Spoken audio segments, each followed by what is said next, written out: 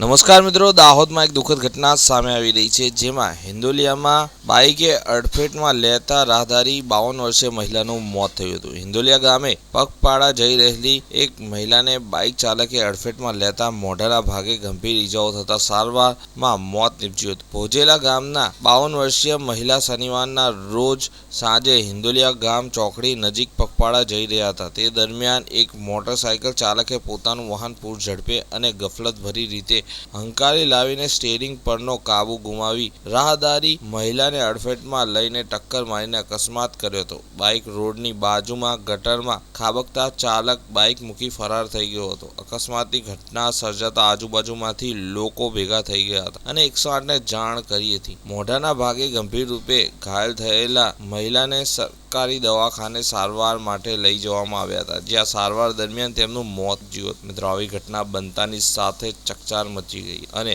અકસ્માત કરીને નાસી ગયેલા બાઇક ચાલક સામે પોલીસમાં ફરિયાદ નોંધાવાઈ હતી। મિત્રો, તમારું શું કહેવું છે આના વિશે કમેન્ટ કરીને જરૂરથી જણાવજો। આવા જ વિડીયો જોવા માટે અમારી ચેનલને સબસ્ક્રાઇબ કરી લેજો।